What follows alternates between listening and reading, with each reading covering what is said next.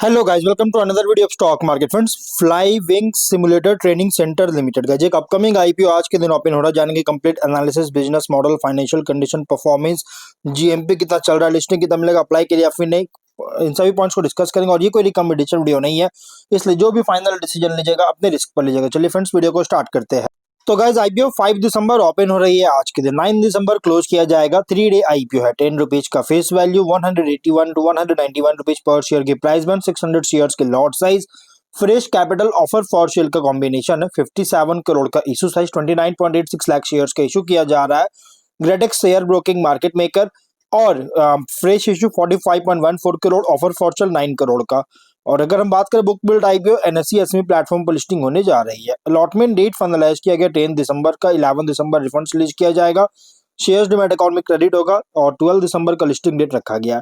Individual only 2 lot apply कर सकते हैं। 1200 शेयर्स में 2.3 लाख रुपीज पे करना पड़ेगा। Small HNI minimum 3 lot apply कर सकते हैं। 3.43 लाख रुपीज पे करना पड़ेगा। मैक्सिमम 8 लॉट अप्लाई कर सकते हैं। 9.16 लाख रुपीज पे करना पड़ेगा। Big HNI minimum 9 lot apply कर सकते हैं। 10.3 लाख रुपीज पे करना पड़ेगा। यहाँ पे प्रोमोटर की बात करें तो मिस रूपल संजय मंदाविया इसके प्रोमोटर है। प्रेस होल्डिंग 85.7% का ऑफर दिया गया है। क्यूआईबी 50%, एचएनआई 15% और रिटेल 35% ऑफर दी गई है।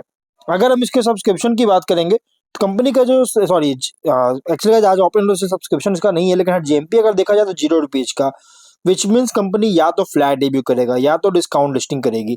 बिजनेस की बात करते हैं तो 2011 में इनकॉर्पोरेट किया गया था, जो कि कंपनी गुड़गांव की कंपनी है और एविएशन ट्रेनिंग में इंगेज है। मतलब कंपनी क्या प्रोवाइड करता है, एविएशन ट्रेनिंग प्रोवाइड करता है, जिसमें कॉम्प्रिहेंसिव कमर्शियल एयरक्राफ्ट का ट्रेनिंग में स्पेशलाइज है, जो कि कवर कर रहा है air aviation procedures, in flight services, first aid, safety, emergency evacuation, personality development.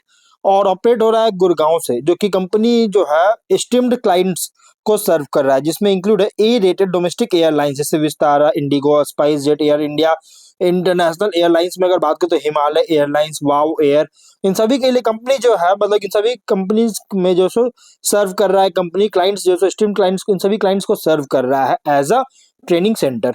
Company जो है high quality training programmes offer करता है, जो कि फोकस होता है सेफ्टी एंड इमरजेंसी प्रोसीजर्स पर, और एडवांस्ड ट्रेनिंग डिवाइसेस का यूज करता है, जैसे A320CEET, बोइंग 787 डोर ट्रेनर्स और fire trainers, water survival drills वगैरह प्रोवाइड करता है। लगभग लास्ट थ्री फिजिकल ईयर्स में, मतलब फिनेंशियल ईयर्स में, कंपनी ने more than 20,000 individual training modules जो है डिलीवर कर चुका है एविएशन प्रोफेशनल्स को, स्पेशलाइज्ड ट्रेनिंग इंफ्रास्ट्रक्चर के थ्रू।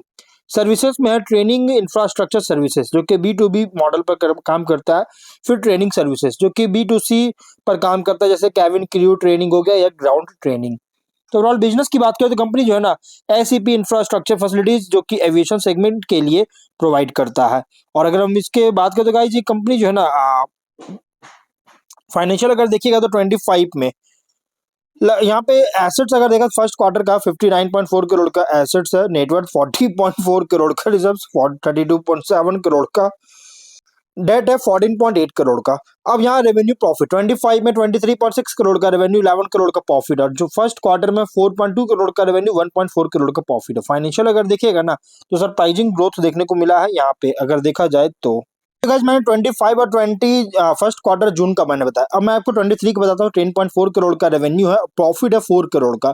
24 में 22.6 करोड़ का रेवेन्यू, 10.7 करोड़ का प्रॉफिट है। देखिए यहाँ मैंने जो आपको 25 से यहाँ पे इसलिए देखिए 25 से कंपनी कॉन्सोलिडेटेड परफॉर्म कर रहा था, अपडेट किया फिनेंशियल, लेकिन उससे पहले 24 तक स्टैंडअलोन नंबर्स जैसे जनरेट करता हुआ नजर आया था।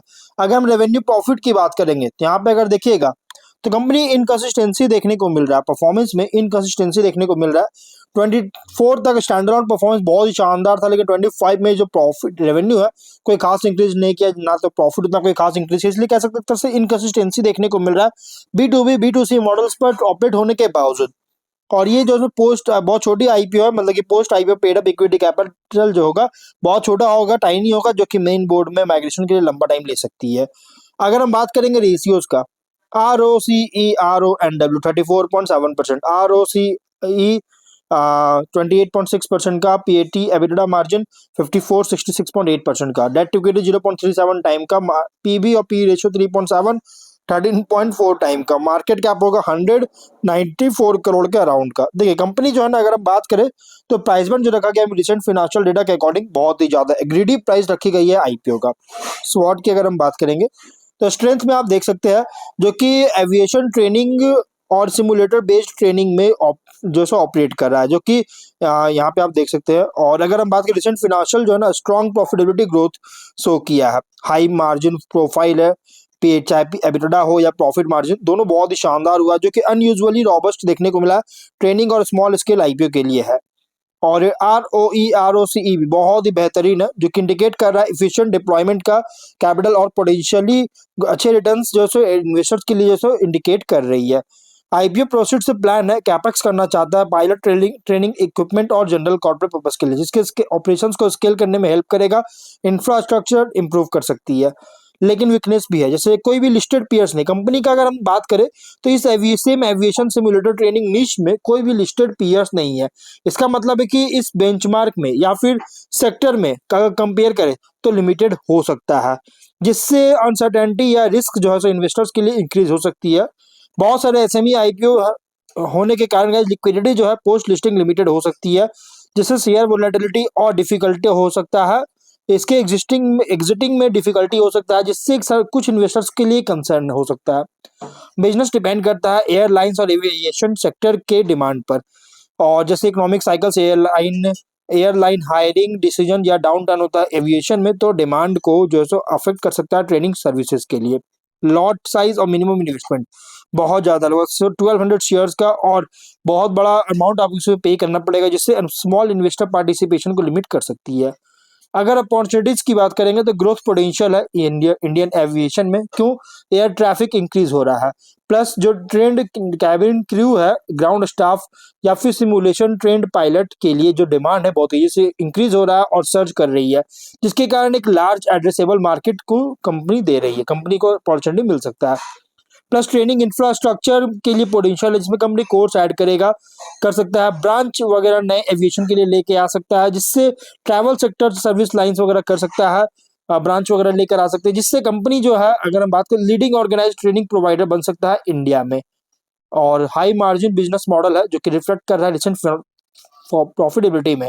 अगर स्केल अच्छी तरह से मेंटेन नहीं कर पाता तो गाइस, अगर स्केल अच्छी तरह मेंटेन करता है तो स्ट्रॉन्ग रिटर्न्स को लीड कर सकता है, specially relatively low capital intensity को में अगर देखा जाए तो, अगर ये जिसको कंपेयर कर फुल फ्लेज्ड एयरलाइन ऑपरेटर से अर्ली एंट्रेंट एडवांटेज मिल सकता है, कि कोई भी लिस्टेड पीयर्स नहीं है, कोई भी नहीं है गाइस इस कंपनी के लिस्टेड पीयर्स, इसलिए गाइस एंट्री एडवांटेज मिल सकता है कंपनी को, अर्ली एंट्री एडवांटेज। और इसलिए गाइस कंपनी जो है फर्स्ट मूवर एडवांटेज उसको कैप्चर कर सकता है सिमुलेटर बेस्ड एविएशन ट्रेनिंग के लिए एयरलाइंस और सर्विस प्रोवाइडर्स में। थ्रेट अगर देखा जाए तो एक्सटर्नल डिमांड साइकिल्स पर डिपेंडेंस के कारण गाइस, इससे अगर इसके वजह से कुछ भी होता है गाइस, तो ट्रेनिंग सर्विसेज के लिए जो डिमांड है शार्पली रिड्यूस हो सकता है। कंपटीशन का रिस्क है, क्योंकि देखिए बहुत सारे प्लेयर्स इंस्टीट्यूट्स तो है जो कि एविएशन ट्रेनिंग में एंटर कर रहे हैं, plus global player partner expand कर रहे हैं इंडिया में, जिसके कारण मार्जिन प्रेशर राइज कर सकता है, कंपनी के फिनेंशियल को अफेक्ट कर सकता है। रेगुलेटरी कॉम्प्लियंस लाइसेंसिंग रिस्क, जो कि एविएशन ट्रेनिंग जो है ये सेंसिटिव है सेक्टर में, इस सेक्टर जो है सेंसिटिव होता है, जिससे कोई भी रेगुलेटरी चेंज या सर्टिफिकेशन इशू के कारण ऑपरेशन इंपैक्ट कर सकता है। एसएमई लिस्टिंग रिस्क, जैसे एसएमई प्लेटफॉर्म पर लिस्टिंग होना मतलब लिक्विडिटी का लिमिटिंग होना, और वोलेटाइल शेयर प्राइस का जो है पॉसिबिलिटी होना, स्पेशली अगर पोस्ट आईपीओ परफॉर्मेंस एक्सपेक्टेशन को मीट नहीं कर पाता है तो। और आईपीओ डॉक्यूमेंट के अकॉर्डिंग कंपनी क्लेम करता है कि कोई भी लिस्टेड पीयर्स नहीं है, ये मैं नहीं बता रहा बल्कि गाइस कंपनी क्लेम कर रहा है कोई भी लिस्टेड पीयर्स नहीं है एग्जैक्टली सेम बिजनेस सेगमेंट में, और जो कि simulator based aviation training, airline crew training और रिलेटेड सर्विसेज में। और इसलिए गाइस ये डिफिकल्ट होगा, किसी भी ट्रेडिशनल पीयर कंपैरिजन को डिफिकल्ट करना डिफिकल्ट हो सकता है, और इसलिए गाइस ये इफेक्टिवली इन्वेस्टिंग इसमें देखने को मिल सकता है नीश में और अर्ली स्टेज बिजनेस में, क्योंकि लिटिल कंपेरेबल डेटा के साथ, और कंपनी को पोटेंशियल दे रहा है अपसाइड, फर्स्ट मूवर एडवांटेज मिल रहा है, प्लस मार्केट कैप्चर का अगर मार्केट एविएशन बूम होता है। हायर रिस्क भी है, जैसे अनसर्टेन डिमांड या lack of benchmark valuation, sector cyclicality risk वगैरह हो सकती है। इन्वेस्टर के लिए गाइस ये आईपीओ जो है एक हाई रिस्क है, हाई रिवॉर्ड एसएमई बेट है, प्रॉफिटेबिलिटी जो तो अच्छी देखने को मिल रहा है पेपर पर, बट फ्यूचर डिपेंड करता है एग्जीक्यूशन पर, एविएशन सेक्टर के डिमांड पर और रेगुलेटरी या इंडस्ट्री इन्वायरमेंट पर। तो ये कुछ रिस्की पॉइंट भी है। तो ओवरऑल अगर हम बात करें तो कंपनी जो ओवरऑल बहुत रिस्की आईपीओ। ऑब्जेक्टिव क्या है, तो मैंने आपको ऑलरेडी बताया कि पायलट ट्रेनिंग इक्विपमेंट का कैपेक्स करना चाहता है, general corporate personal funding charge की आईपीओ लेकर आया। जीएमपी ₹0 का, विच मींस कंपनी या तो फ्लैट या तो डिस्काउंट लिस्टिंग करेगा।